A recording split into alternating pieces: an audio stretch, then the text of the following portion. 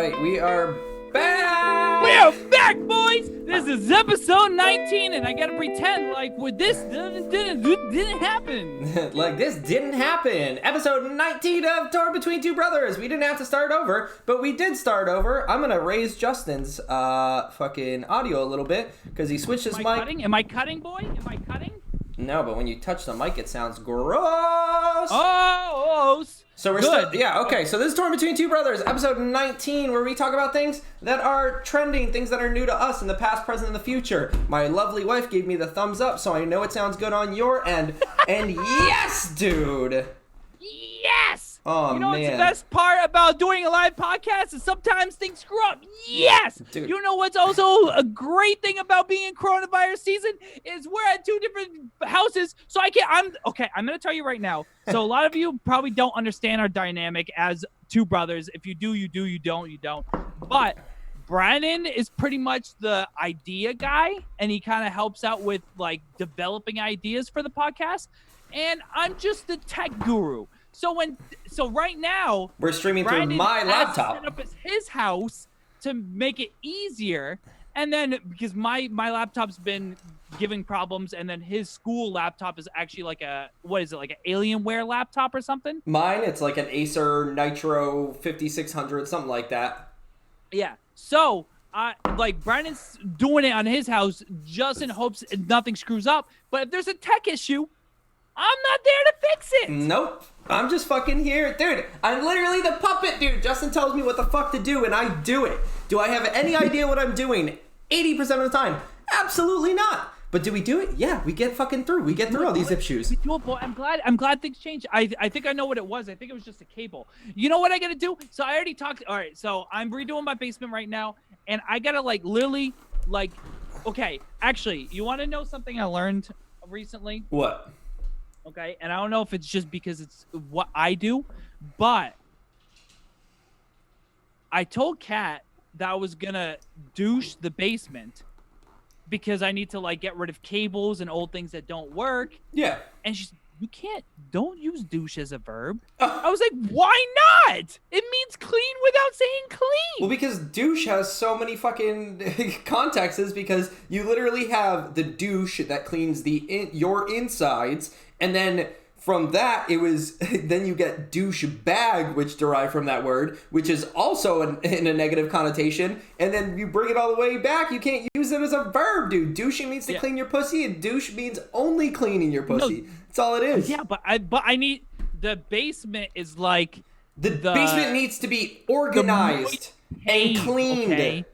That I need to douche, okay? It's the moist cave that I need to douche. So I went through and I'm douching it of all douches, and I don't know, I didn't realize it was such a bad thing to say. Dude, I got all the liquids, bro. I got wine over here, I got coffee. What do you want? It's funny, I was so stressed with how everything was starting. Yeah. I already finished my first cup that I'm like yeah, dude. We're all fucking set. You know why? So for those of you tuning in right now, this is Torn Between Two Brothers, where we talk about the past, the present, and maybe the future, because we are both predictors of the future. And this is I'm hearing in the grapevines that the Mayor of Containo shirt was debuted on the Doe Bros podcast in their latest episode. No way. So for those of you that don't know, we do have merch. If you want to know where to find it, it's on Spreadshirt. Look up Torn Between Two Brothers. We released a Mayor of Containo, which is a container of mayo that's also a mayor of a town called Containo, because Brennan can't speak. Because I get strokes every fucking podcast. And speaking of podcasts. Yeah. I don't know so one of the guys from my job, he runs the back shop, and he was talking to me because he is a big fan of the podcast. But he doesn't enjoy a long form podcast. Okay. He actually is one of our few. He's one of the few people that just watches the clips. Okay. So he doesn't even have Facebook. He just uses YouTube, and and he can just look. Like he just whenever it pops up on his newsfeed, he just clicks it and listens to the stuff.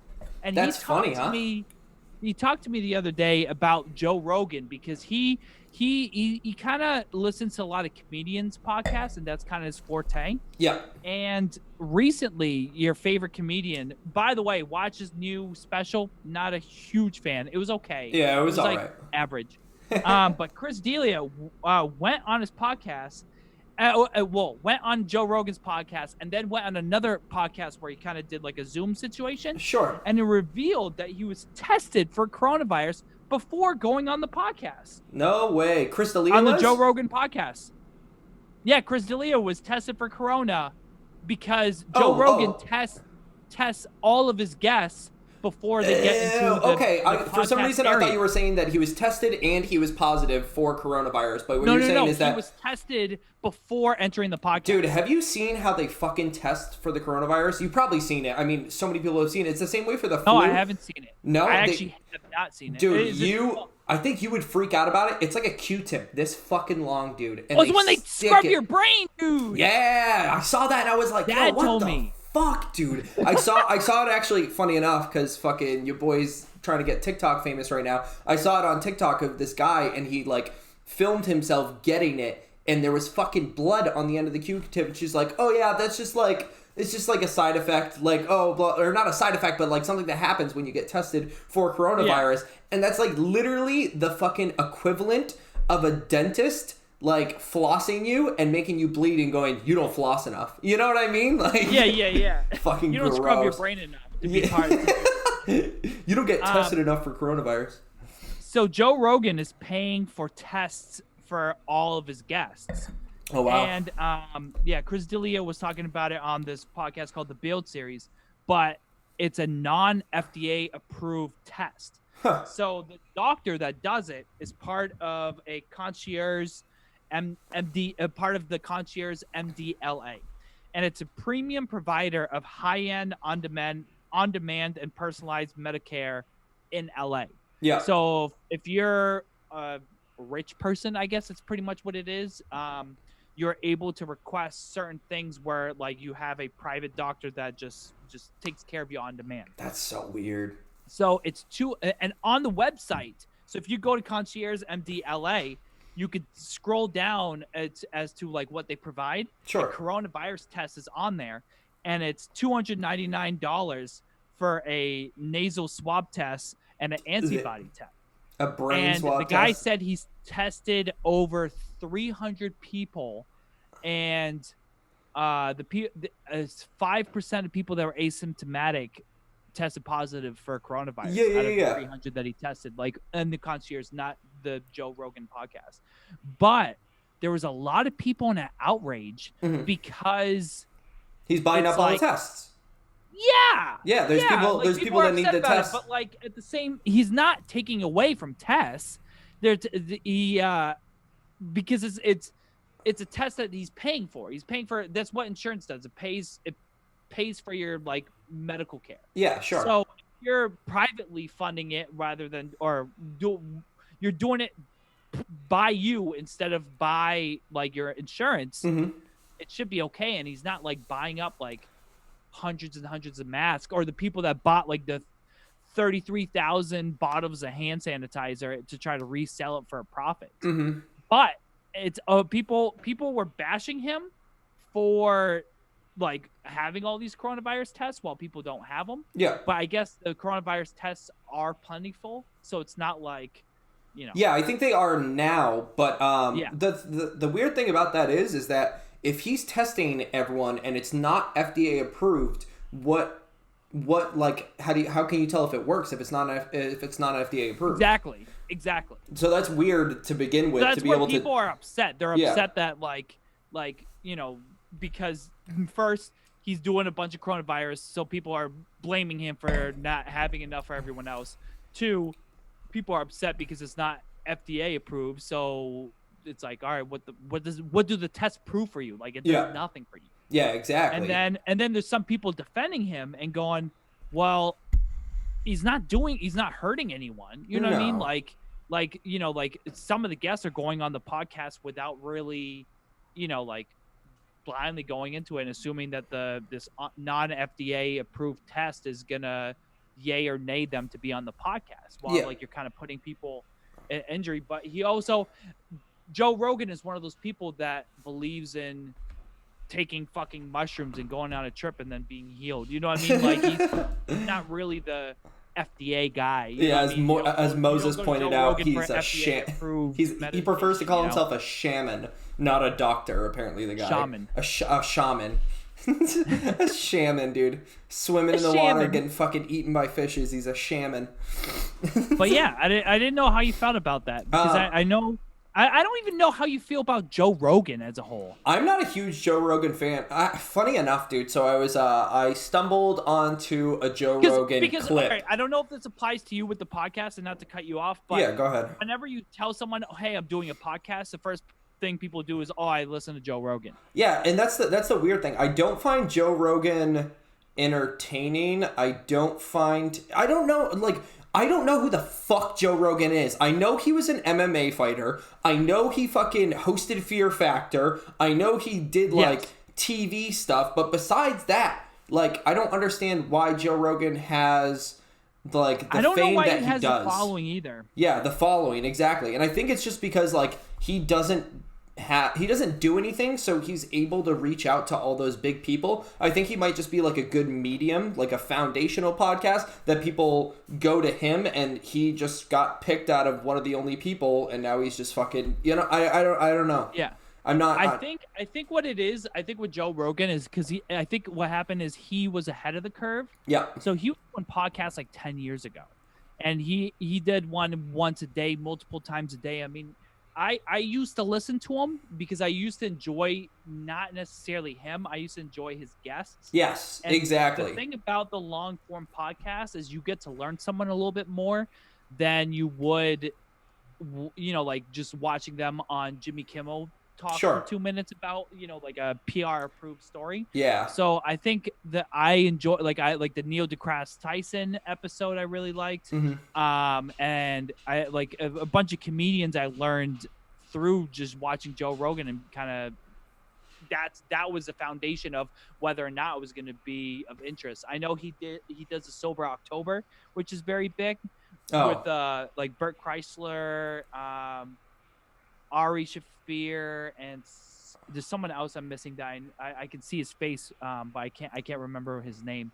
But what they do is every October they all of them put Fitbits on or something along the lines of a Fitbit. They all go sober for a month, no weed, no drinking, no nothing. Mm-hmm. And which is interesting because Joe Rogan, a lot of his podcast is driven by the whiskey he shares with his whoever he's interviewing. See, which I find really cool. I didn't even know he did that. I mean, with the guests that like whiskey, he'll pop, he'll break out a bottle that he has to like kind of drink with his guests. Yeah. And I find that interesting because you really get to know someone when they have a drink, and then or they'll smoke weed together, and that's why the whole Elon Musk thing happened, where like is that where that meme comes from? Yeah, he was on Joe Rogan. No way. So he was being interviewed by Joe Rogan, and he goes, like, do you want to smoke weed? And he goes, yeah, I smoke weed. And he goes, well, I don't want to get you in trouble. Yeah. You know what I mean? Would you want to smoke one? And then they both lit up at the same time and they smoked weed. And then within like the hour, like Tesla's stocks plummeted at like I don't know, like 50% or whatever.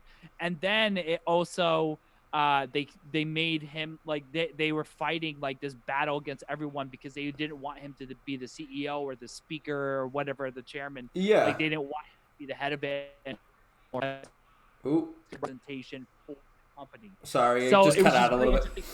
So, but that Joe Rogan has such a big audience that like you think about how many millions of people see. I think about like, so Kat recently, my girlfriend, she got 200,000 views on a TikTok. Yeah. And 200,000 fucking people is a lot of people. You think about my shows I used to do, which was like, we would cap at like 300-400 people or whatever at most. Multiply that by 500 buildings like that or whatever, or 5,000 buildings like that. Yeah. And then all of a sudden, like, that's how many fucking people Just watch hers. Now take Joe Rogan's podcast that gets millions of views. Millions, That's yeah. insane. Insane to think about. Yeah, he's just a good medium format to, like, I know the long podcast is, although I do it, it's not like something that I really enjoy watching. I enjoy doing it, but I don't enjoy watching it as much. Well, you enjoy listening to it. Yeah. I can have it like audio, but like I can't personally, if it's Joe Rogan just doing his own thing, I can't do it. But I've gone to him to be able to figure out guests. Or like, just get a better understanding on guests. He does like presidential candidates. I think that's really interesting because during the debates, everyone gets like a quick like 2-minute shot to like do like a quick excerpt that's gonna go viral on Twitter. Yeah. And then everyone can defend Bernie or everyone can defend this candidate or that candidate. I don't want to fucking ruin your train of thought, but you know what I watched? And I didn't even have it in my cards, but it's fucking hilarious, is that Bernie Sanders went on Instagram Live with Cardi B. No way! Yeah, dude. And then she was asking, why did you step down? And I watched I think 5 minutes of it or something. I don't think it was much longer than that, but I was watching it and I was fucking cracking up because she was like, why'd you step down? And, Bernie Sanders obviously saying that I need to make sure that the better candidate for, or the most Trump. Yeah, exactly. To get Trump out of office, we need to have all of our fucking eggs in one basket. So I stepped down. But it was like him talking to Cardi B, dude. Cardi B's got 9-inch nails on her fucking each of her fingertips, and she's just talking to Bernie. She's like, Bernie, and he's just like, fucking, dude. It was so weird, dude. Cardi B and Bernie Sanders. You gotta go check it out, dude. I was fucking cracking up, and I was talking to Joanna about it. I was like, dude, this is so fucking funny. Like two people you would think would never ever talk to each other. I don't know if I talked about this on the podcast, but speaking of unlikely guests, the thing that blew my mind was when Joe Rogan interviewed Edward Snowden, dude. Did you see that? Oh, no. I don't have any interest in that, dude. A fucking Russian spy, bro. 3-hour interview with Edward Snowden. Yeah. And got his whole background and talked to him like Edward Snowden's in freaking Russia. Yeah. Being he doesn't have his immunity to come back to the States yet. He's fighting for it apparently. Yeah. And he was interviewing him through Zoom or Skype or something like that, and having Edward Snowden just talk about why he became America's #1 enemy and stuff like that. Dude, I would fucking cheese, dude. Because, all right, so for those of you that don't know, while we're doing this for the next couple of weeks and we're still in quarantine and lockdown, Justin and I have been talking about having different guests on, whether they're friends that are across the country or what may have you. But dude, that would be fucking goals to just interview someone so fucking random on a Zoom meeting and be like, yo, can you chime in for our podcast for an hour? Dude, I was thinking about that. I was thinking about just reaching out to random people that have genuine interest in. Yeah. Just to Zoom. But I know there's a couple of guests that we have in mind. One of them being in our comments right now, probably person who's commenting the most, and our buddy out in one buddy from California and one buddy from New Orleans and now Texas. Yeah, I think would be two good guests to have, because the thing about being in the quarantine and Zoom life, it's now it's all right, fuck it, now is the time to get guests on that we couldn't get, and we don't want to ruin the integrity of an in-person podcast. Sure. With a Zoom guest, you know what I mean? Unless it was something huge or major. Yeah. Me and you work well. Our dynamic works well, in close proximity. So, right now, because we're limited to what we can do, now it makes sense to Zoom because we're on Zoom. Yeah. So it would be cool to just I don't know, just throw in a random. I need to talk to you after the podcast, but I think we should grab one of them for next week. Yeah, no, absolutely. That'd be fucking nasty. If anyone's interested, definitely throw yourself in the comments. But we're kind of digressing here. What I was going to fucking go to my topic, and then I just totally lost train of thought. Fucking Bernie Sanders and Cardi B just polarized my fucking mind. But fucking other kind of coronavirus news, because my boy, dude, Lil Xan, got hospitalized. Dude, I saw that. Yeah, dude. He got hospitalized because he had a panic attack like a really bad dude, it's literally, I thought of you when I was reading the article. Yeah, dude, I thought that too. I was like, dude, that's literally what fucking happened to me, is that I literally had a coronavirus-related panic attack where, personally, I was just like, I couldn't sleep for like 3 days because I was just freaking out because the media obviously, like, makes it so fucking insane. But yeah. So for those of you that don't know, Lil Xan is a rapper. Yeah. That he's had like 3 big hits. Yeah. He had like he was popular a few years ago. I haven't really heard things. I mean, he was dating Noah Cyrus, who's Miley Cyrus's younger sister. Yeah. And I think they're back to dating or whatever. But he was a big, I mean, I think he was okay, Lil Xan is literally hospitalized for the fucking, dude, he got hospitalized for having flaming hot Cheetos, dude. Yeah, dude. Yeah. He's just anxiety driven. Yeah. I bet you, like, nothing came out of it. He was just anxiety driven, just like he is now. Well, apparently he said he hallucinated really bad. So he was so stressed out and anxiety-ridden to the point where he hallucinated. Then an ambulance had to be called and then picked him up. And yeah, he said that he struggles with anxiety so fucking bad. And he said it was the worst panic attack that he's ever had. And he doesn't know why more people aren't freaking out. And I just want to say, Lil Xan, I'm right there with you, boy. If you want to be a guest on the podcast because we both got that anxiety, let's fucking go. But yeah, dude, he fucking freaked out. And I can totally fucking relate. The media is a fucking scary place where shit just goes to brew and fucking fester until, you know, you end up fucking crying. Because that's what happens. It's so weird because, like, I was laid off for 2 weeks. And then I just went back to work Monday, Tuesday. Yeah. And then they were talking about how, like, it's just completely different. Like, the environment's different. Half the office is different. Everyone's stressed about like everything. And like, we've been Lysoling like the door handles, the light switches, like the places that you touch the most without realizing it. Yeah. And then they've been kind of cleaning every surface just to be precautious. And there's even one guy in our office who's the coronavirus is making rounds through his family. Oh, really? So one person in the family got it because it spread in a police department or something like that they worked at. Then they got it, tested positive, and then they had brought it back home to their family, and then their family saw other family and significant others, and apparently it's just hitting everyone like a wildfire, and it's just so crazy. I think we talked about it before. I don't know. I always get confused by the stuff that we talk about and like even me and Dad talk about. Yeah. But they were saying, and just stop me if I've already talked about it. They said the flu, on average, when one person has it, it gives it to an average of 1.3 people. I think I had talked about this. Probably. Yeah, I think that's what it was. Yeah, they were saying the flu is like on average you give it to one person, and then coronavirus on average you give it to 2 to 3 people. Yeah. So that's why everyone's so fucking stressed out about it, is because A, there's not a vaccine, and B, it's more susceptible to get than the flu. So all the people that started fucking talking about the coronavirus and saying it wasn't a big deal. Oh, well, guess what? We're one of the highest we have the highest death rate in the country. It's so weird to think like a month ago I was still thinking about going on a cruise because it didn't seem that bad. I was supposed to be going to Tennessee with my wife's family. And the whole trip got canceled. Did it get canceled? Yeah, it got canceled. I think we're going to be going in like September, October or something like that.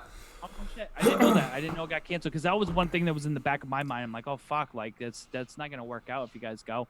Dude. But it's just interesting. And I'm going to the stores and like, you know, like I'm gloved up. I got a fucking ski mask on. And then I'm like, there must be so many. I don't know if people are more worried about the coronavirus or people robbing their stores, because I feel like there's so many people with masks that just look like they're ready to rob. Yeah, dude. I was thinking about that. Dude, I was fucking thinking about that. I went into 7-Eleven the other day because I had to get fucking cigarettes. And I was like, all right, I'm just going to go out real quick. And then I masked up. And then I had my hoodie on, dude. And I think a fucking, like a ball cap. I think the Bruins one that I'm wearing right now, dude. I looked fucking hood as fuck. Like I was about to rob that place.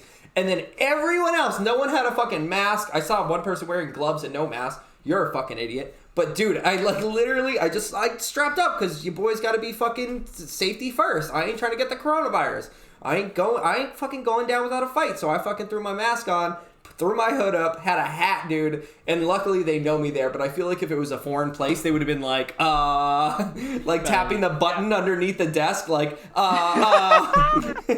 I don't know how much that really exists. Like, is that in every single gas station? I think, I think every single gas station has a button. I felt like it was only a bank thing, but I didn't realize, like I was watching a show the other day and they did that, and I was like, is that like a typical thing? Yeah. I think I'm assuming so, to be honest.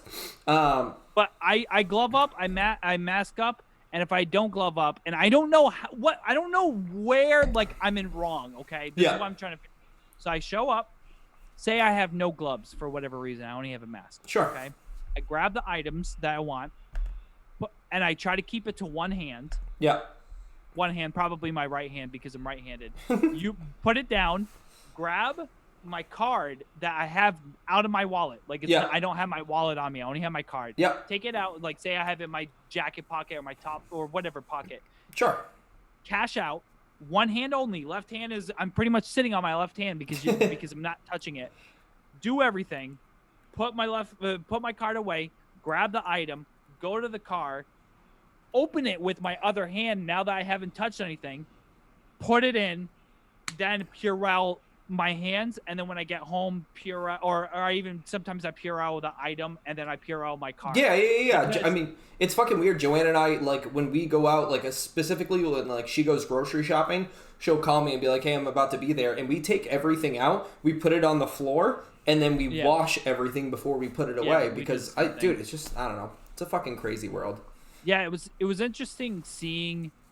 I was at the liquor store this morning, and it seemed like it wasn't like a fucking like a pandemic outside, because I literally walked in and no one had fucking masks, no one had anything, and I'm like, I look like the fucking weirdo. Yeah, with, like, dude, it's like when it first started, and I was looking at people, I'm like, oh man, this must be fucking serious, today, dude. No, I know, but it's acting like it was at the beginning because people are fucking lifting the stay-at-home order. Like this, and now it's kind of gone back down. Exactly, to like, fuck that. But like, dude, the fucking virus numbers have plateaued. That's what fucking happened. They plateaued, but they're not declining. Like, dude, fucking. I think what's gonna happen is everyone's gonna like. I feel like everyone's gonna get comfortable. Mm-hmm. And then you're gonna see like a little like hops. Yeah. Exactly. So everyone's gonna get super comfortable, go to the store, and then be like, all right, fuck it, I don't need to worry about anything. And then you're gonna see like little bumps in the road. Exactly. But speaking of the liquor store, one thing I kind of did research in. Okay. So, I don't know if you remember this alcohol. Well, you do. I'm just fucking with you. Bacardi 151. Hey, 151 rum. So it goes back, Caribou days where we used to drink Malibu rum, pineapple juice, 151, and even so, we would like dude, we used to get put like a shot of like 151 to top the drink off because you can't really taste it. No, like, you can't. It like blends in with the drink. It like, softens. It softens the bite, I would say. Yeah, and you put a little drink on top, and it's super strong, but you don't want to take it straight, like unless you're a psycho, which we've been a psycho before. Just I was gonna say. I don't know. I think I told you before that it got discontinued. Yes, yeah. You can't get it anymore. Are they bringing it back? I didn't. Well, no, but I was just, okay. So this podcast is about the past, present, and future. Yeah. And this is something I knew, but I never researched why like they discontinued it. Mm-hmm. So in 2016, Bacardi 151 was discontinued. Worst day of my life. There was a rumor when it first happened that it was temporarily withdrawn for like rebranding, repackaging. Huh. So like the actual booze. But a lot of people believe it's because Bacardi have been sued twice in the past 10 years because innocent bystanders were torched by bartenders doing fire tricks with 151. Because for those of you that don't know, the 151 is 151 proof, which is like 75.5% alcohol, and it can light on fire. Yeah. So one notorious case, and this kind of cracked me up. I feel bad, but it's so fucking funny. there was a Manhattan woman who was watching a basketball game at the bar, and someone goes to the jukebox, and do you know what song they play? Great Balls of Fire. And then at this bar, when Great Balls of Fire is played, they pour rum across the bar at 151 and light it on fire. Sure. Well, it actually ended up turning the bottle into a flamethrower and spraying this lady. And she wound up with 3rd-degree burns and spent a month in a burn unit recovering. Jesus Christ! And she was one of the few, but to sue Bacardi. Why? So, yeah, but why is that fucking Bacardi's fault? You know what else is fucking flammable? Dude, I don't. You know what's fucking flammable, dude? Gasoline. You know what's fucking flammable? A million other things. Like. You're gonna sue the fucking product? So after they got sued a couple of times, they put a warning label letting people know that this can light on fire, just a heads up. And they put that flame arrestor cap. Do you remember that cap that's like almost like the grill? Yeah. It has like little holes in it on top, like a cheese grater so they were almost. required to do it, even though it didn't really do much. Yeah. But they ended up discontinuing it pretty much just to clean up their image. Jeez. So I don't know. I just found it interesting. I don't know if you remember any stories about drinking 151 or anything. Dude, I think my favorite story. Well, because I know mom and dad are watching. That's why I'm treading on thin ice. No, but I remember 151 being my first shot because we were throwing a party in the fucking woods. What the fuck was it called? It was 9 hills. 7 hills? 7 hills. 7 hills. And it was basically like next to this fucking place where dad used to fly his model airplanes and stuff. And we'd go through it, dude, and we trucked it felt like a fucking mile, dude. It was a mile. It was like a mile. And we had like ping pong table, a tent, like we were ready to fucking like party, dude. And I remember Dill was there. And we were just drinking Caribou Lou all night, dude, and he fucking threw up, dude. And he comes over to us and he goes, "Oh, no, wait, before you get into it, dude." What? The funny thing about that party, okay? So, like, half the party wants to leave at some point. Because there's drama where one girl slept with one girl's boyfriend and it became like a whole thing, and then people were trying to defend each other. Boy, I didn't care, man, dude. I fucking and it was just like, this is fucking dumb, dude. So like, and then they were like, we don't know how to get back. I was like, well, I know how to get back because I pretty much walked everyone. And you had to leave, dude. I remember you were gone for like fucking 70% of the party. You were like, oh yeah, I'm the man on campus. I'm so fucking cool. And then you're like, the thing is the way you described that it was a mile. Yeah. It was indeed a mile. So it took 20, 30 minutes to walk the mile. Say bye to everyone. Dude. And then walk 30 minutes back. Fuck them, man, dude. I would have left them and said, go fucking find the exit. At some point, you're going to be in someone's backyard if you keep walking. Like, fuck that. Bill, I don't know if he had not drank like a psychopath like I was. That was my first night drinking. Yeah, but granted, I think at that point he was. I don't think he was in college yet, or maybe he was about to be in college. I think he was about to be in college. Heavily. So we went in, and I remember taking the 151 and said, I need a good. Yeah, it's getting kind of cold. Yeah. I need a shot to warm myself up and to keep my buzz going because I'm fucking I'm gonna be walking for an hour with nothing to do. Dude, you fucking slurped it down, man. Just slugged it. Slugged the 151. Thought it was so cool, I guess. Oh, look at this badass just chugging this bottle while everyone's like, we're not gonna do that.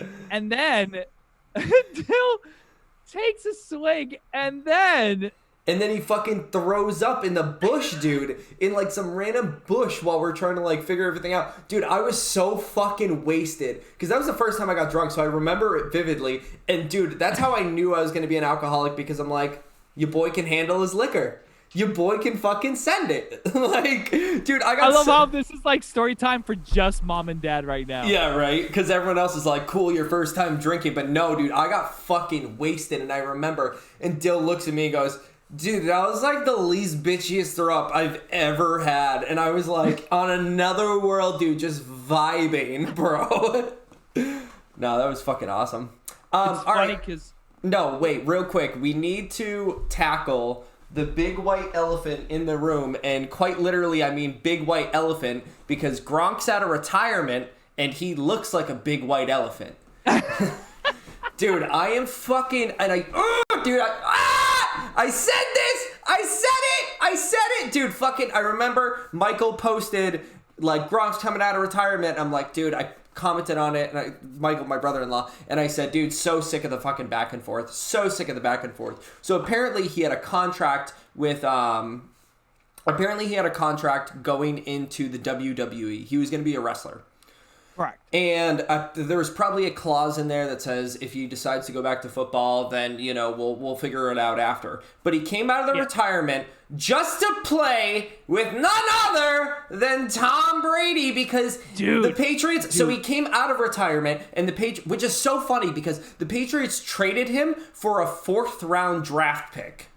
I know. That means that out of thin ice, a just retired player just came back and they said, hey, we'll give you the 4th round draft pick if you give us Gronk. And they fucking accepted, dude!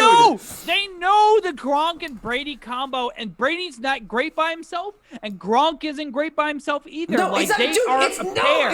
It's not even that. You know what makes me so fucking mad about Rob, the douche Gronkowski? I'm going to bring it back full circle. He's a fucking dick. Dude, all right.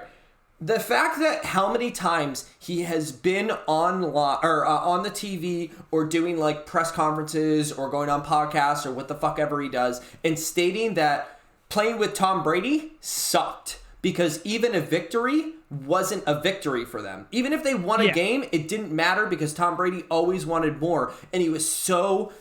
like Rob Gronkowski literally said that he was so aggravating to fucking play with. So well, you gotta think the grass is always greener on the other side. Yeah. So it's like you could complain, but then you're like, fuck man, I miss those good old times where we used to win Super Bowls and have parades thrown for us and we used to play all the games. And then but like when you're in it, you're like, every little thing pisses you off. Yeah, you know what I mean? Absolutely, dude. Dude, it's fucking annoying that he literally let us on for the whole last season just to promote that he was hosting the Super Bowl at fucking his mansion or where the fuck over he hosted it. So we got our fucking hopes up, and this is the second time that people are so excited. Oh, he's coming back to play football, but he's going to play with the person that pissed him off the most. Dude, I love the Photoshop. Why you being a bitch? Why you such a bitch, dude? I crack up so much at the Photoshop of the Buccaneers logo with the Patriots logo. Yeah, and they keep making fucking Julian Edelman memes saying that like he was watching Tom Brady and Gronkowski playing outside. People started spreading fake news about Julian Edelman going to the Buccaneers too. Dude, and it literally was like, please share this to give Patriots fans a second heart attack this week. Dude, I don't even fucking care. Take Julian Edelman, dude. Old ass motherfucker. No, I get so mad. I don't know what's gonna happen. But the thing is, it's not our conference, so like you can kind of watch both games. I guess I don't know if you're.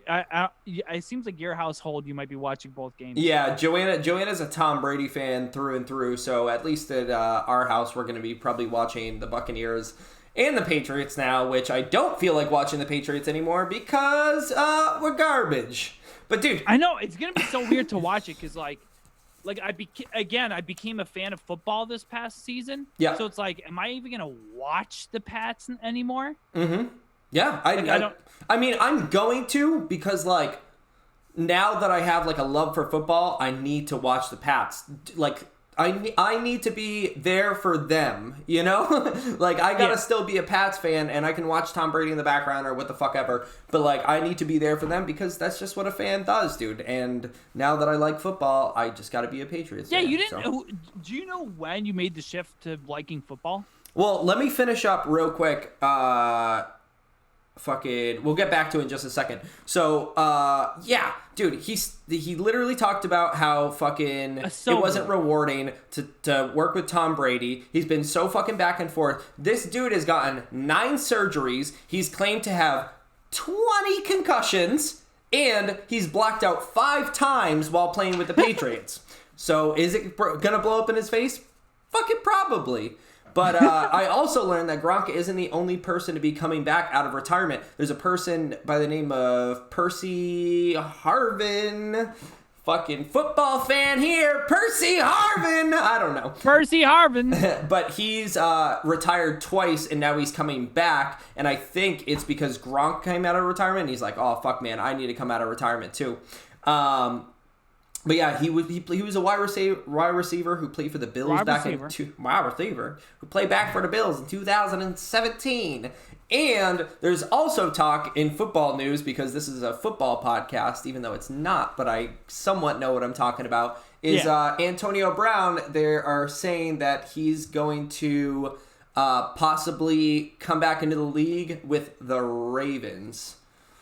I thought he was talking about going to the Buccaneers. No, he was talking about... Well, he talked about going to the Buccaneers as soon as fucking Tom Brady went there, but Lamar Jackson is pushing for him to go with the fucking Ravens to make their team stronger. I think it's Lamar Jackson who's going to be on the cover of Madden 21. Oh, probably, dude. He got the MVP of the season. I would assume so.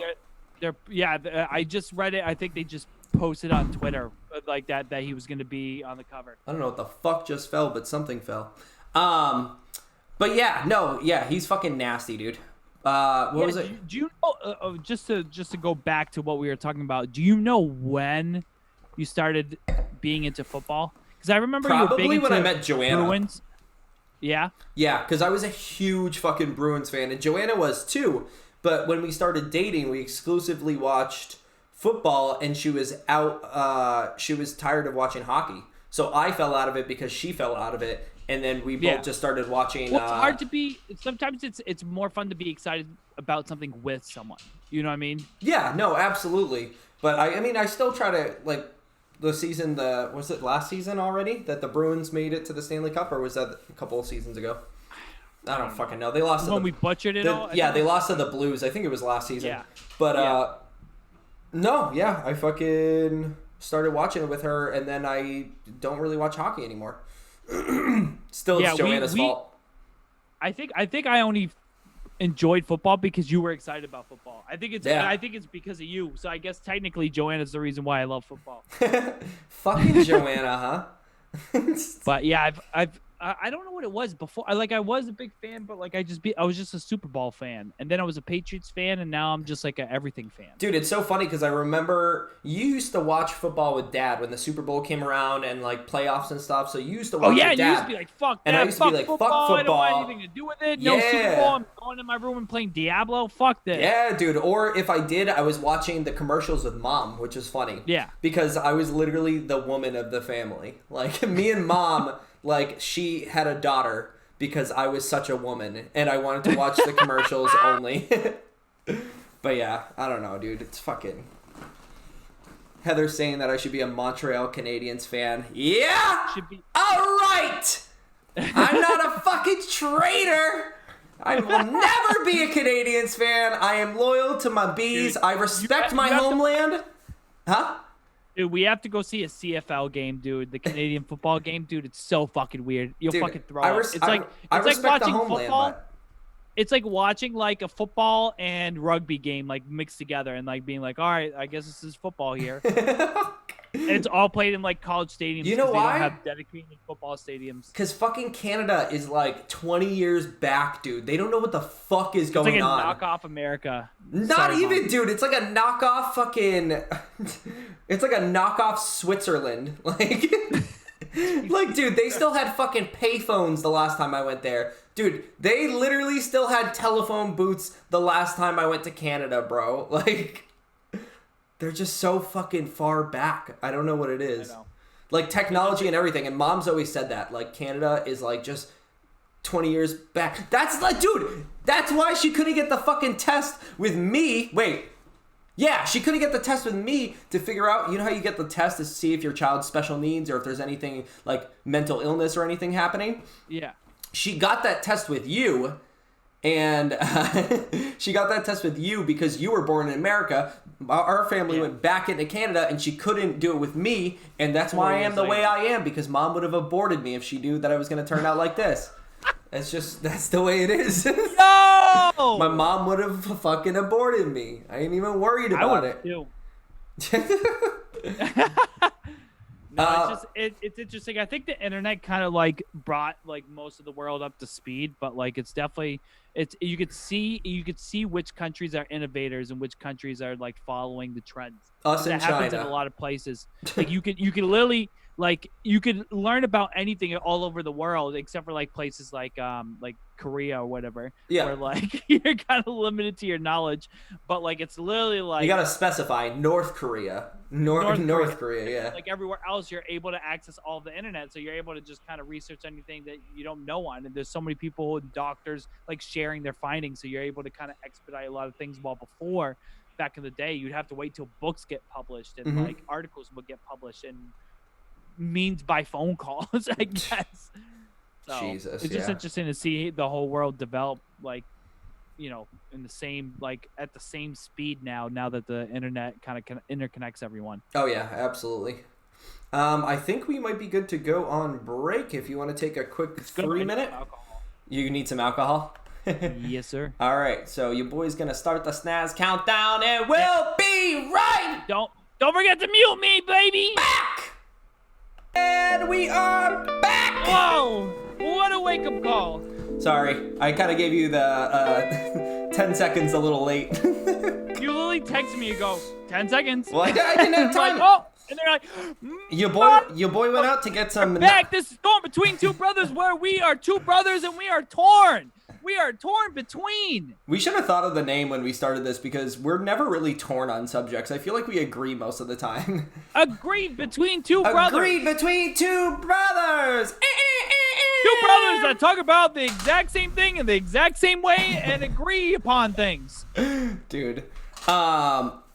So I don't even know, dude. I have weird news. I have a not a clue this week. I have a not a clue this week, dude. Yeah, we're going to get back into it, dude. And you didn't even fucking do a PS announcement, which I'm mad at you for. A PSA announcement, which I'm mad at you for. You can't yell at me like an hour into the podcast. I'm going to yell at you an hour into the podcast. Not a clue. Hey, so not a clue is a segment. We're doing it this week. So basically, I pull mostly movies. I will give Justin the correct name for the movie and the year it was made. And either I give him a true or false description of that movie, and Justin has to guess if I'm lying or not. And I've learned that this segment is literally just a big psychology bullshit game. And it's even worse because now I can't even read his body language to know if he's a liar. I mean, you kind of can. You can see me. So this one's called Not Without My Daughter. And it was made... Not without my daughter. Not without my daughter? Not without my daughter. That's not so without funny. my daughter. I thought you just said it wrong because it sounds like not with my daughter. Not without my daughter. And it was made in 1991. And I will put the card up to my face so I can read it. A family of 3 with an unmarried daughter cannot be easy, and the father wants her out. Every day he goes out and offers cash in exchange for a marriage with his daughter. The mother gets upset as she views it as an arranged marriage. And the police end up arresting the father because they see it as prostitution.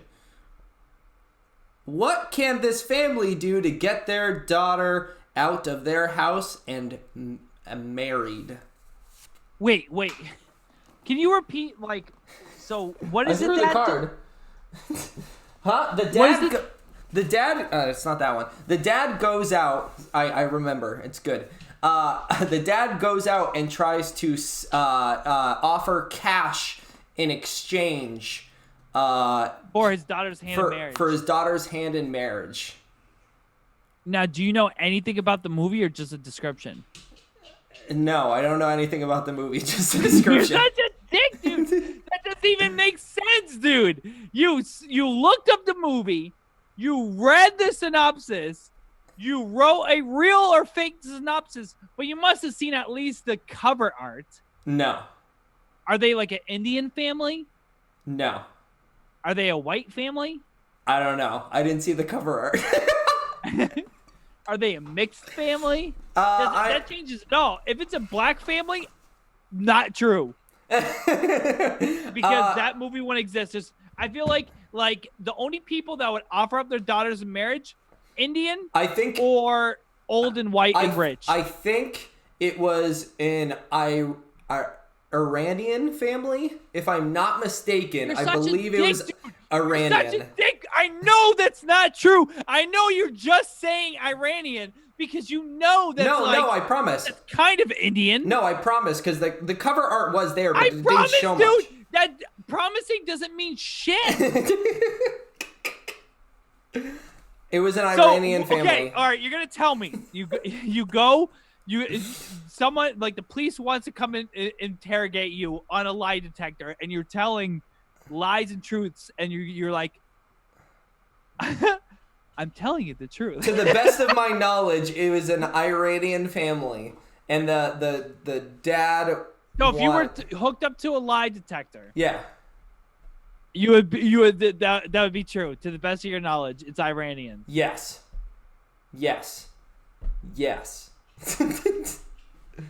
Iranian family.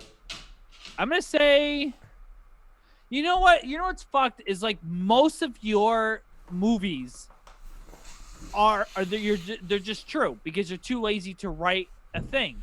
Okay. But then maybe you got to this episode and said, you know what? I haven't lied during this segment in like 10 episodes. So Okay. I'm gonna say it's a lie. It's a lie! Hey! Yes! What's the real movie? I don't know. I think it was like an Iranian family was trying to get out of like the middle of a war, and they were stopping the mother from bringing her daughter That's so across funny. So territory it was lines. I think, yeah, I'm pretty sure. It was either Iraq, Iran, or Afghanistan, or somewhere around there. Something Middle East. Yeah, something Middle Eastern. Do we Nice still have job. problems with the Middle East? Are we? Did the coronavirus just shut down all of our problems with every other country? Dude, I fucking hope so, man. Like, I'm sick Like and we used tired to of have it, problems dude. with so many people, and everyone's. Did you hear about I forget. I don't know which one it is. The North Korea, the son, Kim Jong Un. Is that who it is? Sure, fuck it. Or It's either Kim Jong Un or ill. One's dead and one's alive. We're the podcast where we just don't even look at our phones to double check anything. So it's the son, obviously, but he's being tested right now for coronavirus, and he's hospitalized because he's worried that or he's not doing well.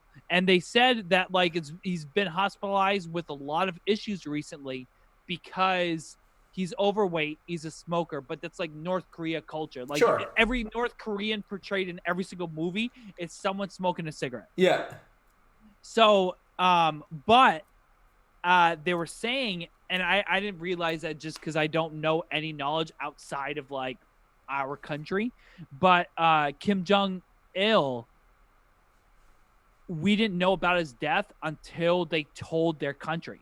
Oh, so no way, huh? we found out about him dying a few days afterwards with North Korea. So North Korea wasn't really disclosed that information, and because of how secluded they are with their news network and how everything is done, they only learn about stuff when the government allows them to learn about stuff, and then they start talking about it, and then we find out everywhere else in the world. So it actually took us a couple days to find out that he had actually passed away, which that's what people are talking about with his son, who's a leader now, is like he's being tested, but we don't know the severity because they're not going to disclose the severity until they have to disclose their own country because they're a communist country. Yeah. Communist? Yeah. I would say communist is the right word. Yeah. Dude, you know what's fucking cracking me up, dude? So we had this we had a couple comments on our channel from this dude. And the funniest fucking thing, dude, is this dude is commenting on our live. How do people watch this cringe content? While he's watching our cringe content, welcome to the Soy Boy family, dude. Welcome to the Soy Boy Nation. Dude, fucking shout out to Mo Johnson, our first podcast hater. Welcome to the Soy Boy family. Welcome. We will be sending you a Soy Boy t-shirt in accommodation to being our first official YouTube random hater. One thing I wanted to get into, and I know it's probably going to deter a lot of people that are watching the podcast, but I don't fucking care. Yeah, sure. There was a lot of, well, actually, I'm going to go into one news, and then it's going to kind of overlap into another. Yeah, go ahead. So I did a couple of video game news this week, just because, like, one thing about being in quarantine is, like, I've just been trying to game or trying to escape a little bit from everything. You're very limited to what you're able to do under your own household. And one thing that I don't know why the fuck it's happening, and it's so perfect. It's such a perfect combo, but for the wrong reasons. Travis Scott is going to be in Fortnite. I know, I saw that, dude. Travis Scott is doing 5 shows in Fortnite. 1 tomorrow, which is in the Americas, 1 in Europe on Friday, and then 3 in Saturday, where he does 1 in Europe, 1 in Asia, and 1 in the Americas. And he's debuting a new song exclusive to Fortnite called Astronomical. He has his own costume. Like, you can literally be Travis Scott in Fortnite right now. Oh, like, my God. full-blown Travis Scott, shirtless Travis Scott with all of his tattoos. Yeah. And it's going to be hosted on an island north of Sweaty Sands, which is the grossest fucking area, like, to be named. Yeah. And then he also has Sicko World, the booms, booms, booms, like that, like, drop. And it's just him doing his typical headbang when he performs. Dude. Travis Scott is in Fortnite. Dude, I don't know what this world is about. Dude, the thing about Fortnite that, like, is just so who the fuck still plays Fortnite besides, like, 12-year-olds and Ninja? Yeah. Tell me. Who the I don't even know if Fortnite Ninja still? plays it anymore. I think Ninja plays, like, Call of Duty now. Dude, or Valorant. Oh, yeah, true, because Valorant's out now. Yeah, I don't know, dude. I can't stand Fortnite anymore.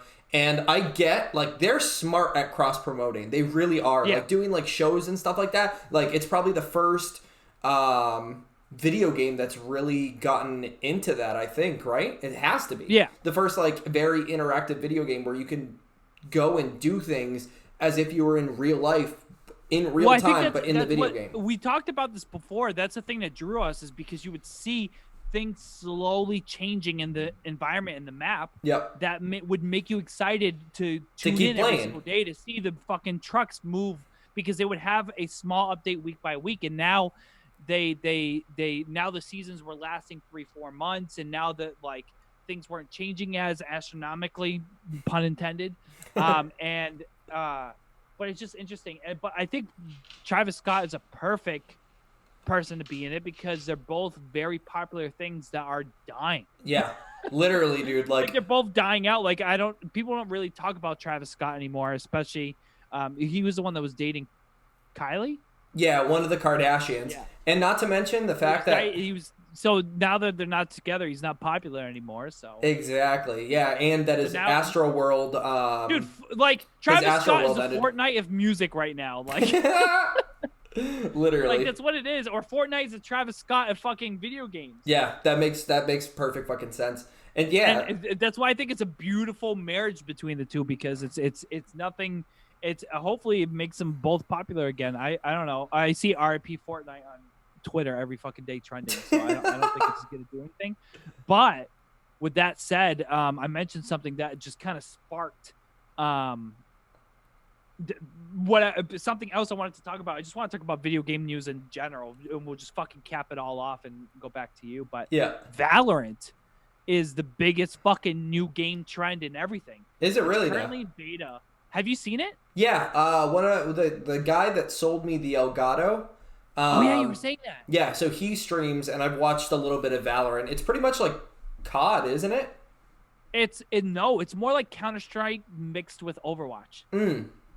Yeah, because So it has like all the fantastical different- features to it, but it's still like a run and gun kind of game, right? Kind of. It's like Counter-Strike. Yeah. So you do it seems like there's a 5v5. You pick your heroes or whatever, and you shoot. And like most of the things I see, I don't know how the game is actually played because I usually just see like streamers like knocking out a whole team. But it seems like when you're arming a bomb and stuff like that, and you have 5v5, you want one life, and then you can see the elimination. Literally, that's what it is. But the thing that's interesting about the beta that's out right now, or the alpha, I don't know what it's considered right now. I think it's the beta still, yeah. You have to watch a minimum of 2 hours of Valorant on stream to be eligible to be randomly sent a stream key of Valorant. So you can't download it right now. You have to watch 2 hours, and then people are randomly being given keys to be able to play the game. So it's like kind of an exclusive club That's of so like fucking people that are weird, playing. dude. So they gave it to all these major streamers and said, Yeah, hey, obviously. can you stream our game? This is going to be the next Fortnite. This is going to be the next Call of Duty. Yeah. Trust me. Gave it to all your friends. Everyone wants to do it. And then everyone streams it, and then they're going, they're say there's 100,000 people that are watching, like people play for at least 2 hours. Sure. And they're just randomly sending keys and stuff like that. So I know a lot of people that have been just leaving stream on in the background, like a Twitch or whatever, just to be sent over a key for the game. But I don't think I've ever seen a marketing for like that kind of like marketing, and then see it excel as much as it has, because that is fucking weird. I wonder if they're gonna have it so that you have to stream the game as well, or no, you just have the it. game. Gotcha. You just have to watch it, and I think it puts a lot more eyes on the game. Yeah, and you're seeing a trend right now where a lot of games are in beta, and then it's almost like developers aren't being held responsible for putting out complete games. But in this other standpoint, you look at all these developers and even artists and whatever, like are all they're all what the fuck was I gonna say? They're like it takes a fucking long time to put out a polished product. Yeah. So it's like you might have a game that's playable 95%. You just need the last percent. You want to get in people's hands because you're excited about it, and then you got to think too, when a game's at 95%, it's trying to create a new trend while still following the trends. So there's a lot of games that wanted to follow the battle royale or even like the League of Legends format, and then go, hey, like we got to make this game right now. This is the most popular. We're gonna put a new twist on it. We're gonna put it out, and even though it's not 100%, let's still put it out in beta form. People will still fucking play it because that's a new trend. Yeah. People are gonna be excited about a new Call of Duty battle royale, or it's like a Counter-Strike-esque game, because Counter-Strike actually just became the most viewed game with 1.3 million concurrent viewers. And I'm sure it's dropped. Do you know why? Because you transitioned into my topic. Why? Why is that even a good transition? That's a terrible transition. You know why? Because CSGO. All right, no, real talk though. So Valve, who makes Team Fortress 2 and Counter-Strike Go, just had someone leak their source codes on 4chan. Oh yeah, I saw that. So now that hackers are able to get into your account and your computer, and so far people have seen sudden aimbotting, so they just went into their account and programmed aimbotting into theirs, and then they weren't able to stop, which means that if you get caught, they ban your account. They got alerts and messages. I saw one that it was so funny, but it was so vulgar, I didn't want to say it in the podcast because it had like a bunch of fucking like racial and homophobic slurs and stuff like that. But it was just like this rant, and then it would say like owned by hacker or whatever it was, and it was giving computer viruses and bugs, and it was actually wiping out people's entire systems, their entire computers. Jesus Christ, dude. So I'm sure. So they said that no one should be playing CS:GO or Team Fortress 2 until Valve gives you the okay, and the hacker not is caught, but they get the hacker out of their system. That's so crazy, because like I just said, recently they just hit like the highest like player count ever, or viewer Yep. count for like for streaming. Mhm. So it's like literally like it's the perfect timing for the source code to be leaked. Literally, while they're by on people. top. Dude, what Yeah. if it's the fucking people from from the other game? What is it, Valorant? Valorant. Yeah. Dude, someone in Valorant just fucking hacked the source codes for CS:GO so their numbers could tank and Dude, they could go everyone's up. playing that game. I can't. I literally like. There's like 250,000 people watching Valorant right now. Yeah, dude. At least that's during the day. I don't know what it is right now in prime time. That's also what I wanted to say. Let me That's also what I wanted to say is that, like, when you're in beta and you're releasing a game, it's almost like, dude, I can explain it from like TikTok algorithm. Is that you want to get your content out there as relatively fast as possible while it will still be relatable. So if you have an estimated, you have 3 more years to complete the game, and you can put it out on beta now and it's going to be relevant to the gaming community, then you might as well fucking do it, right? Yeah. So put it out on beta, make sure that it's in the eyes of the viewers, the eyes of your audience, the people you're marketing towards, and then keep working on the game. And then just do the upkeep. Exactly. So it's fucking smart. I don't know. I like that shit. I don't know. I don't care for it. I mean, I think it's just because it's a fucking old man. And by the way, I just looked it up. It's 500,000 people watching it right now. Oh, no way, I think huh? it's the old man in me that's like, games need to be put out 100%. Yeah. No more DLC or paid DLC. Like, I can't do this anymore. Yeah. Because like it's gotten to the point where like it's become like before there used to be a point where every game came out 100%. Yep. And then you would just have patches and patch notes. You know what I mean? Like of like just minor bugs and tweaks. And it's like you've learned like it became like there's a couple games that were coming out and there was DLC, and then you would get pissed at that company for promoting paid content. It's like, no, you should have included it with the original game. Mm-hmm. And then now it seems like it's kind of reversed where that's the norm now. Mm-hmm. And then the exception to the rule is the people that put out these full value games. It's because people fucking want money. That's literally all it is, dude. Is people we're not in an outcry anymore.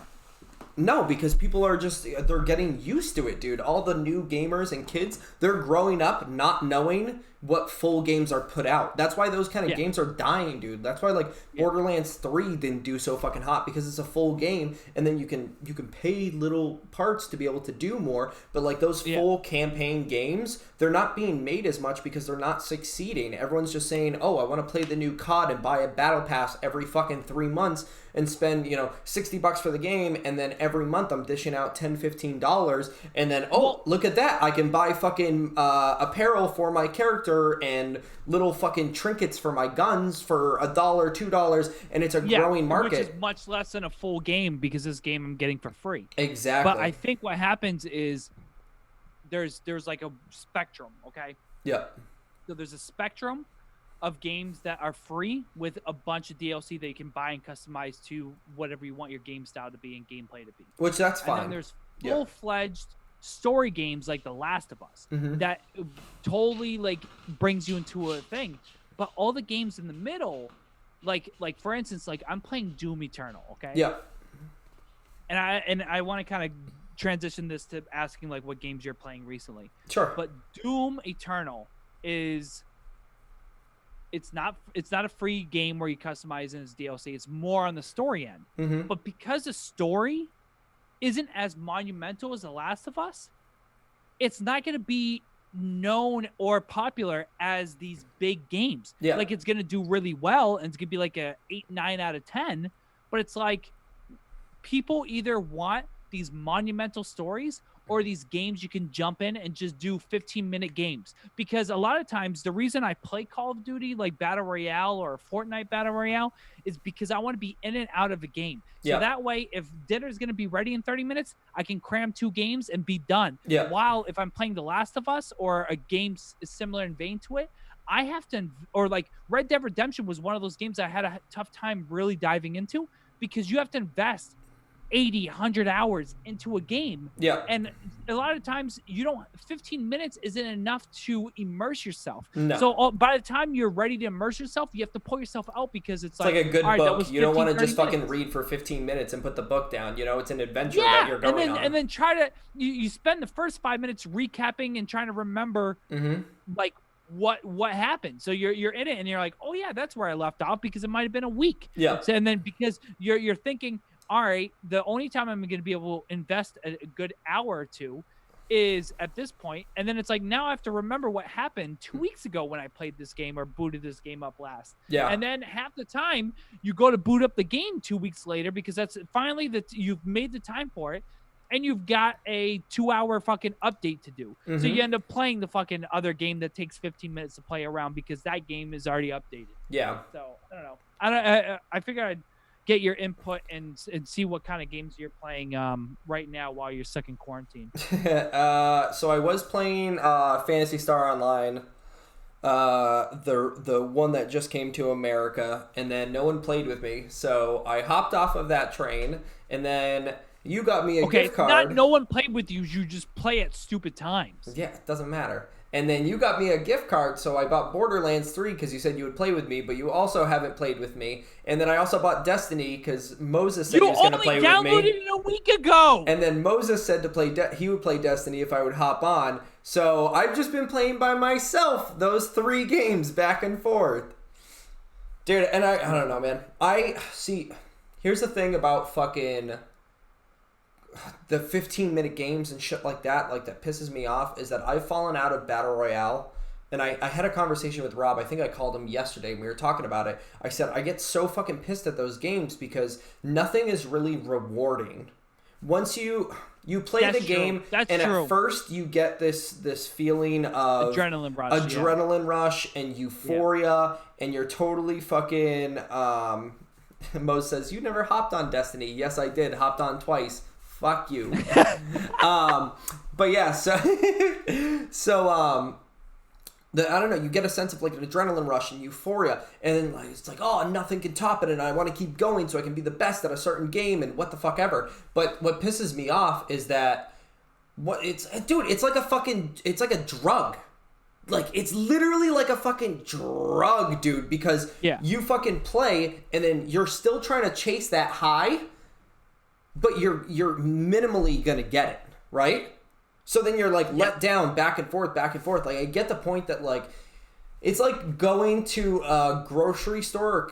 Going to a grocery store. Dude, okay. What? Yeah, Moses makes such a valid point. You play at like 1, 2 o'clock in the morning when we both have jobs. I play from like 10 at night until like 2 in the morning. Yeah. Which is not reasonable for someone that gets up at 5, 6 o'clock in the morning. That's true. But yeah, so fucking it's like going into the grocery store. Like I was like pulled out, so I lost service for a second. Yeah. And my whole computer froze and told me my internet was unstable. So I just had to like reach out and be like, hey, like, are you streaming Netflix right now? Because I just got locked out for a couple minutes. Oh, you're good. Which is the best fucking thing about being coronavirus season. But no, fucking to complete my thoughts, like going into a grocery store, you want a soda, right? And you might as well go get a fucking 2-liter because they're cheaper. It's going to be $1 for a fucking, I don't know what a price for a fucking 2-liter is. I don't drink soda anymore. But say it's $1. But up front, like when you're about to cash out, there's the sodas there that are $1.89 for a small one. You know what I mean? And it's just like, it's at your convenience. You're going to grab that one because it's smaller, it's easier to carry, and it's just right in front of you and you don't have to walk down. I'm pissed that you're making a grocery store fucking metaphor for your gaming. Dude, literally that's what it is. Like, you want a fucking grocery store metaphor me? How about this? Sometimes you want to do a full fucking grocery of the entire store and get your breads and your milks and your desserts and your oranges. Yeah. But sometimes, Brandon, you only need to go get dinner for the evening. And you just need to pick up your steak tips and potatoes and leave. But you know I know. But you know the logistics behind it is that you're going to be happier that you did your whole groceries, and you don't have to go out. But maybe you're just missing a couple of items. Maybe you don't need a full groceries because you're full. But you're at the grocery store, so you might as well. No, because say I already bought $200 of groceries, Yeah. and then a couple days later, you're really in the mood for something, so you just want to pop in, pop out for fucking 2-3 items. But that's your fault for not. That's your fault. You get what you need. That's your fault for not getting in the first place, dude. 20 in NHL 19 because I literally just wanted to play a couple games, and now I'm satisfied. But you spent $60 Speaking for of, those games. I'm gonna keep going in video game news. I don't give a shit if it fucking pushes everyone out, because the people watching right now are video game nerds. And the one thing that's cool, and I want to talk about it with you because it was an idea I had brewing in my brain, and maybe it'd be something you'd be interested in, along with Moses, who's in our comments right now. So one thing. I'm sure a lot of you guys know because we talk about it every podcast, but we used to stream video games. And one of the things that just recently happened is Mario Maker 2 got their final update. And the cool thing about their final update, including like they released, do you remember Super Mario Brothers 2, the gross one, where you could like walk on enemies and pick them up and throw them and stuff like that? Yeah, of course. So, and then they released a frog suit that's in the third one where you're able to swim better. Yeah. They released Koopalings. They released different items. They released a bullet bill that allows you to propel horizontally, almost like a Celeste dash move and stuff like that. But the big announcement is they released a world maker. So now you can create a full Mario game spanned across 8 different worlds with like in Super Mario World, where you can go from like level to level and it unlocks and opens up as you go. Yeah, sure.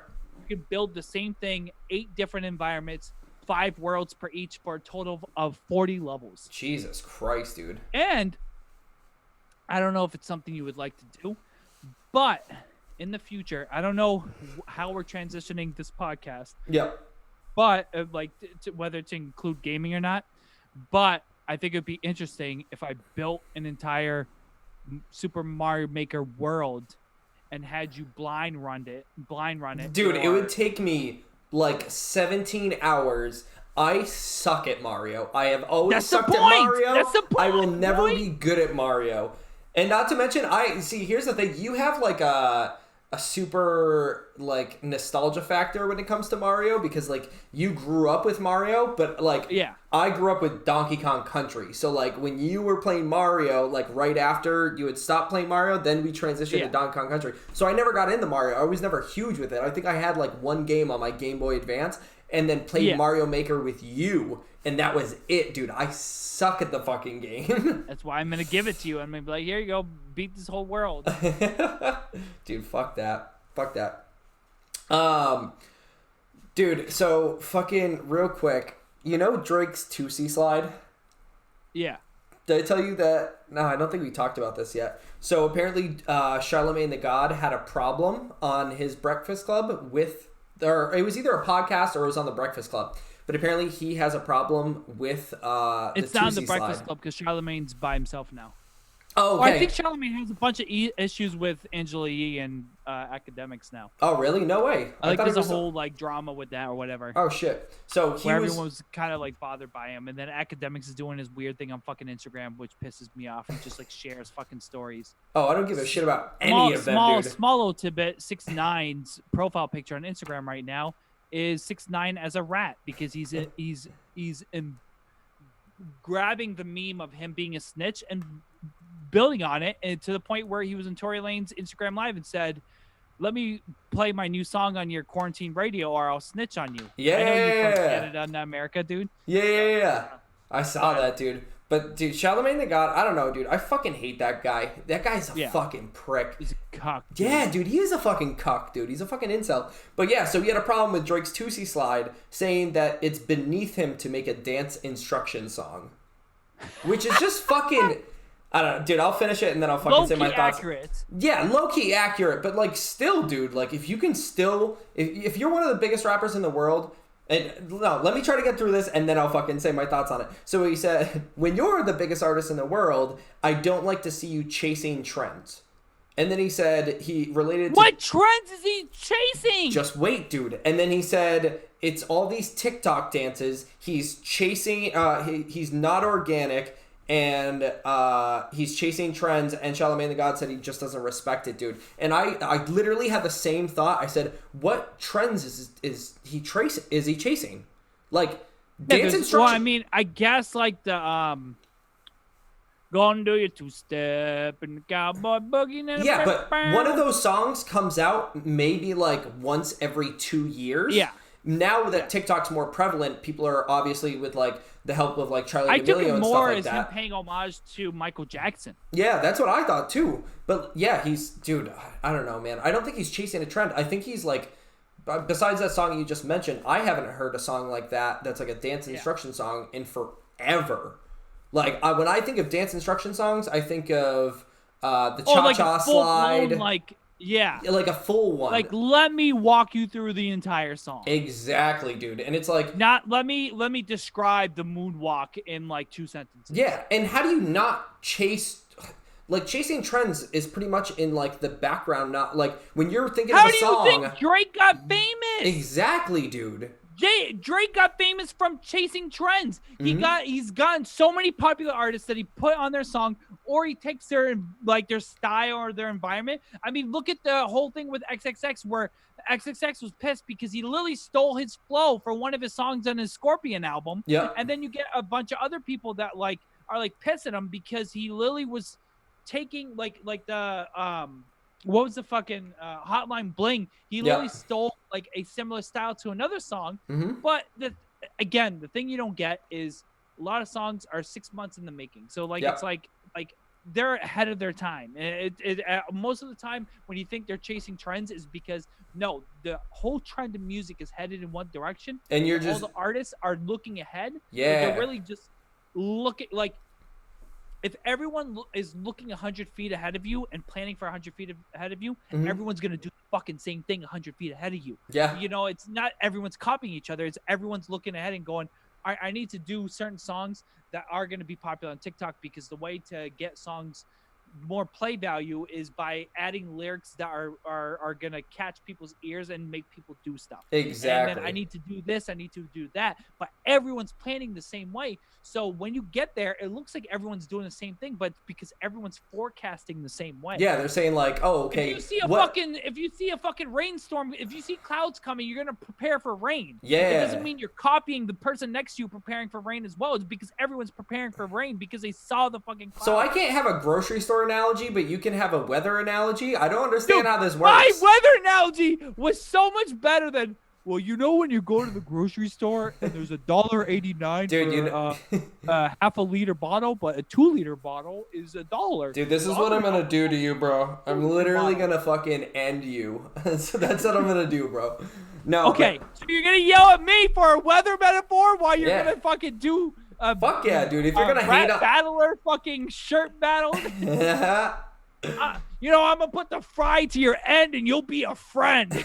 Gross, dude. Is this why you quit hip hop? No, I'm just kidding. Because I hate I hate rapping.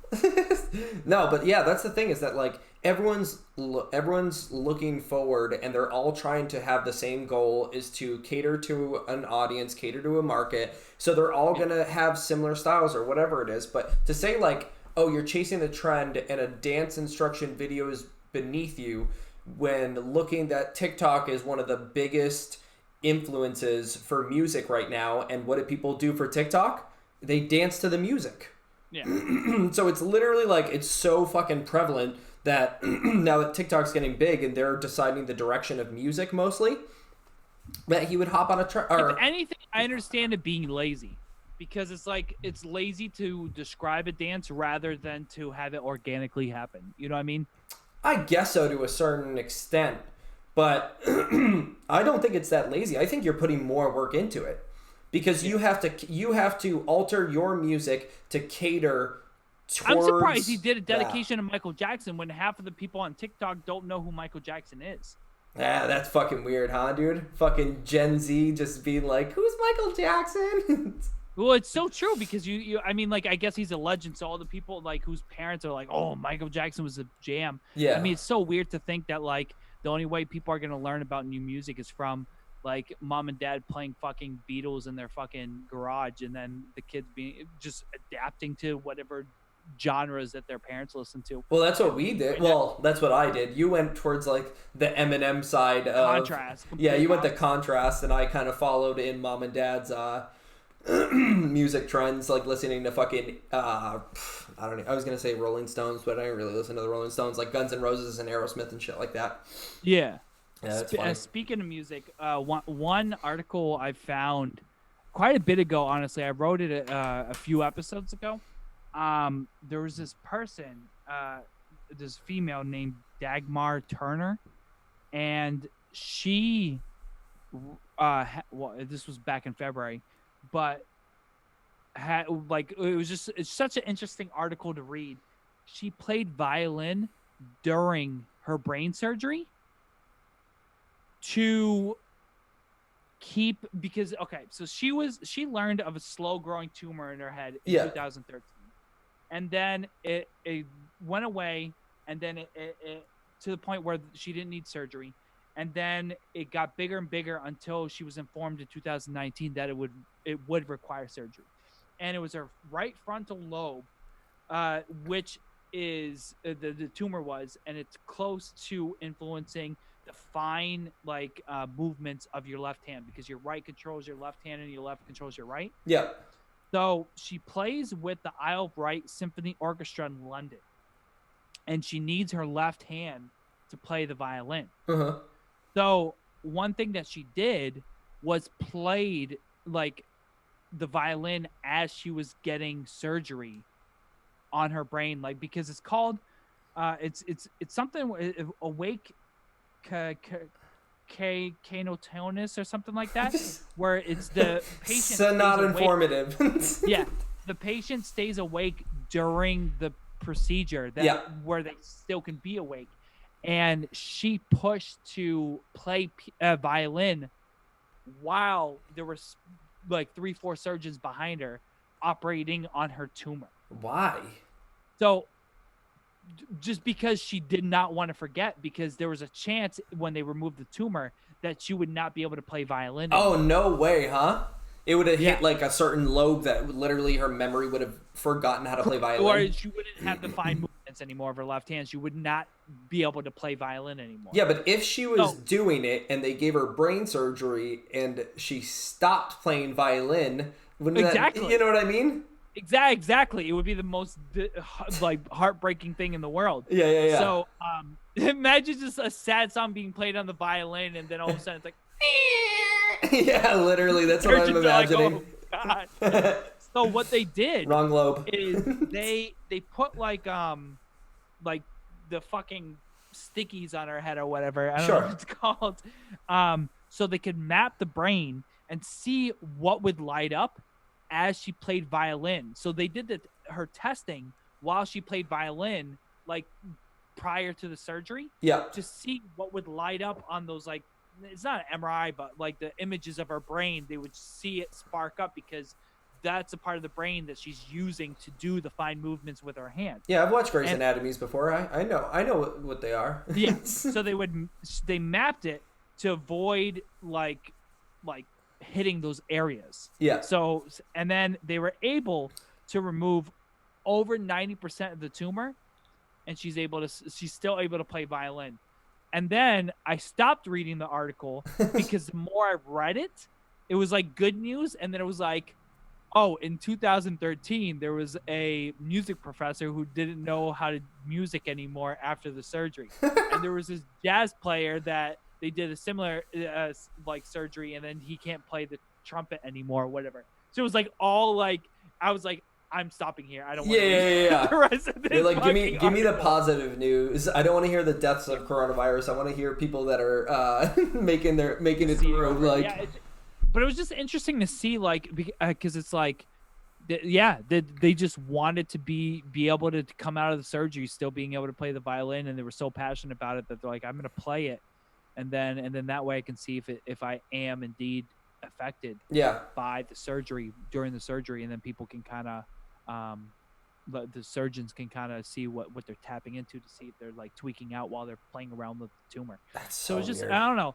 I know we don't really get into too many medical surgery stuff, but it was just an interesting stuff, because like I said, there's a lot of weird shit on the internet, but that was it kind of, I think the reason why I was drawn to this article, because it wasn't too a fucking what the fuck is it called? The two like twins are attached or whatever.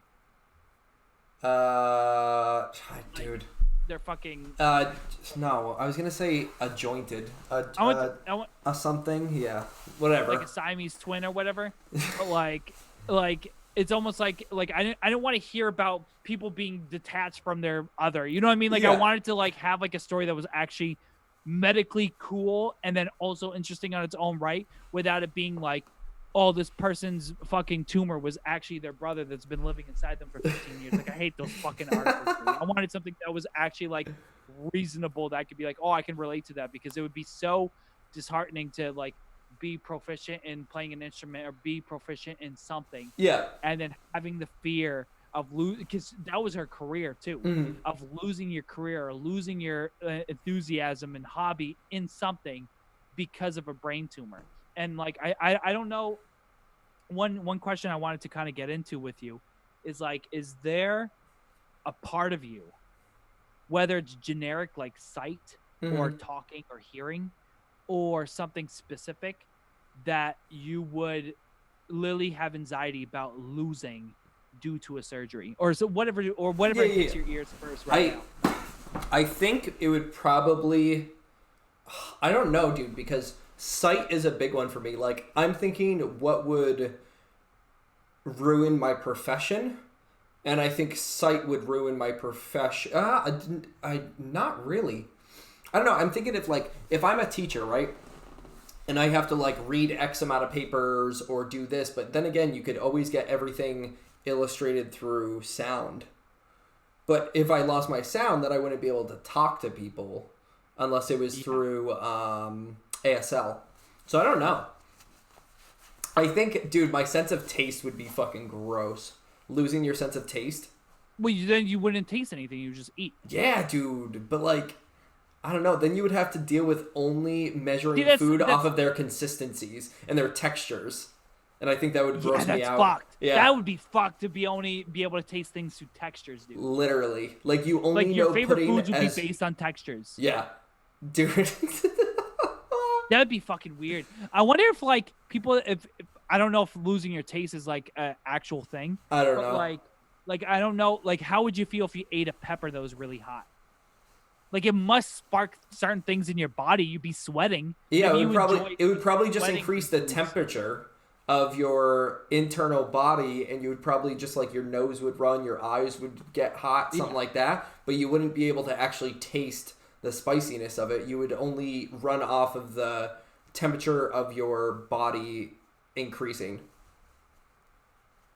You know, one of my fears, and like I think I told you before, but I'm not sure. I don't think it would be losing your voice, but it's similar in vein, because I know people that can't talk still can moan and groan. Yeah. Is that the term for it? Yeah, I don't. But like, I know one of the things that like kind of I found eerie was when I can't think of the technical term for it, and you might be able to fill in the gaps.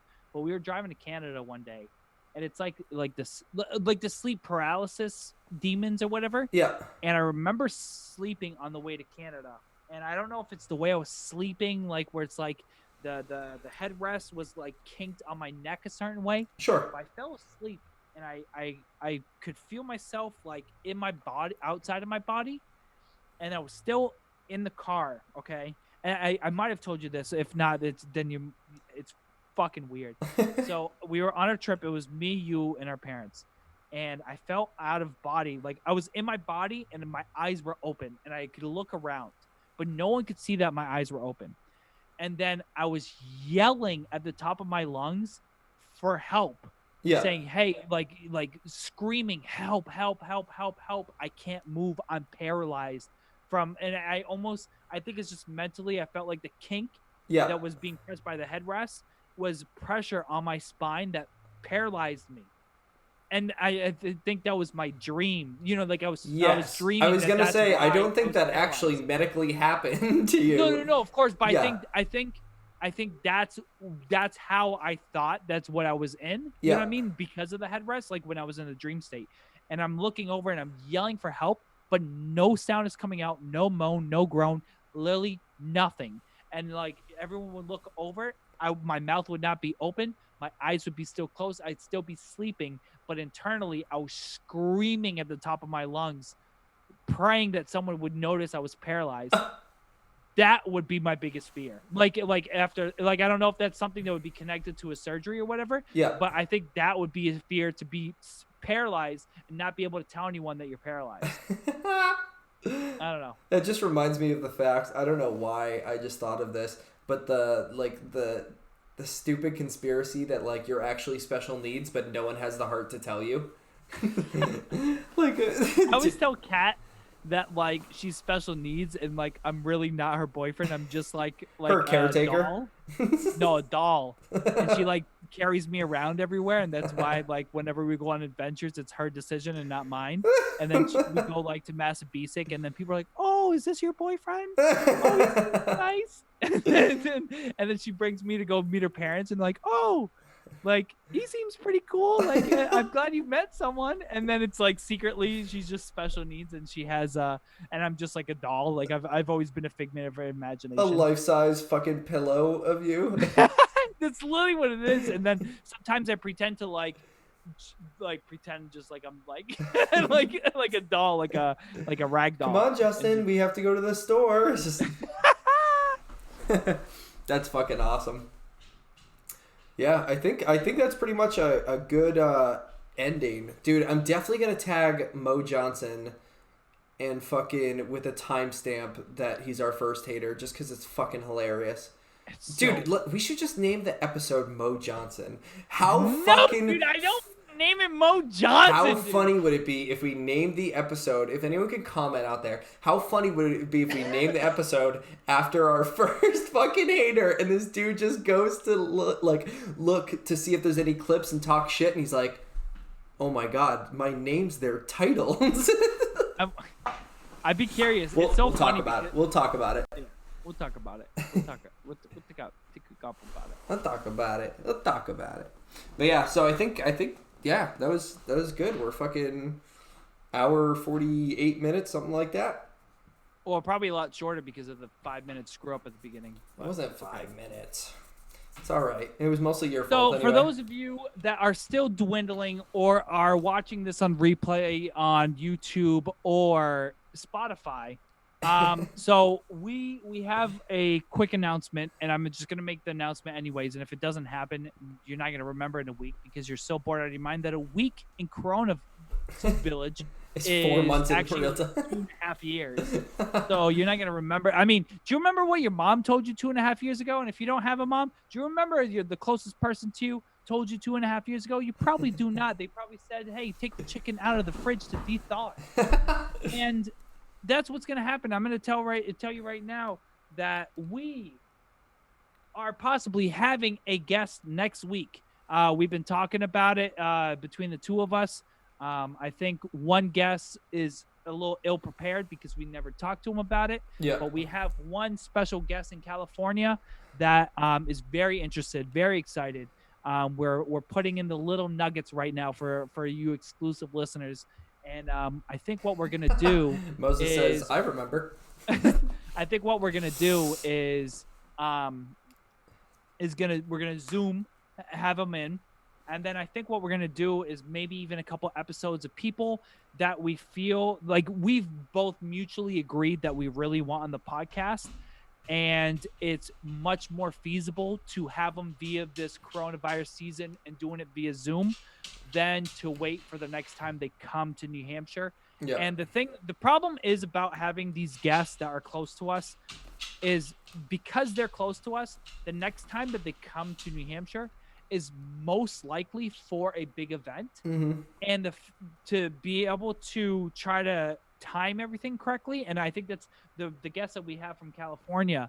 The reason why we had issue having him on last time he was in New Hampshire was he was here during your wedding. Yep. So there was no way to time it to have him on a podcast. Again, it wasn't this podcast, it was a drinking podcast. So it was like, all right, we're going to be completely sloshed and hungover during the wedding or during the wedding recital or skip the wedding recital to do the podcast. It doesn't make sense. So I think what we're going to do next week, whether it's one guest or the other, depending on availability, I think we're going to be pushing to have a guest possibly next week, maybe 2 weeks in a row. We don't know. I think what we want to do is kind of develop this podcast that's a little less innovative than typical episodes, because most episodes we have to spin the wheel, we have the different game segments, we're able to build off of each other. So I think this will help create a fuller episode, I guess is the best way to word it. And I think one thing we always have wanted to do is get other people's perspectives, get other people's opinions. And I think this next guest is going to be, or next guests are going to be perfect, because they live in different parts of the states. They're seeing different versions of the coronavirus, and they both come from different backgrounds, with one being a military background, which will be, like whether they sway left or right, it's going to be interesting to get their point of view. And the same thing with our dear friend that lives in California. He'll be able to give a perspective that's different than ours. And sometimes, I know a lot of people that watch our podcast all have very similar takes and views to us, but we're not necessarily right.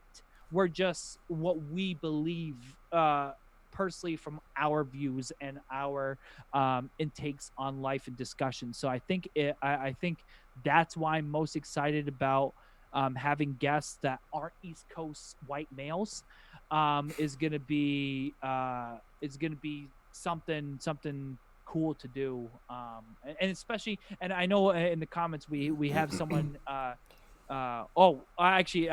believe they don't know, but I know we have a couple guests from Canada that we would like to talk to and interview as well, and just have input, because even though they're one country away, their lifestyle is completely different, and everything's kind of, I don't know. I figured I'd pass it off to you to add or subtract anything I said. Me? I think you said it all. I was just having you like enjoy your time. I could tell you were invested, so I'm just kind of it's just dope. It's just exciting, because there's so many people I've talked to that it sucks because we want them on the podcast, but we can't do anything about it. Yeah, so now's the time to be able to reach out to people. We're not going to travel there, and they're not going to travel here for a fucking episode. So it's right now, while we're doing this via this format, we might as well just have interesting dialogue, and then talk about life and how it's hitting us all different, and have them bring, because I think the thing that's interesting about even having your wife on and my girlfriend on and other podcasts is they brought topics that we never even heard of. We don't. Oh, I think you're frozen a little bit, Justin. I think your mic gave out, if I'm not mistaken. I can't hear you anymore. Should I end the podcast? Yeah, we're going to give a thumbs up. We're glad that this happened at the end of the podcast rather than the middle. Either way, thank you guys. You guys are always awesome. Merch is on Spreadshirt.com. Follow us on Instagram, fucking Twitter. I don't even think we have a Twitter, possibly. Facebook, YouTube, and we will see you next week, and hopefully we will have everything settled to the point where we have a guest. And there you go. Now I can hear you. Yeah. And farewell. No, that'd be great. Yeah, we're gonna announce if we do have the guest. We have to just talk about it. But if we do have, we have to coordinate with the guest just to confirm that everything's gonna work out. But we will be talking to him, and if we do, you'll see the announcement this week.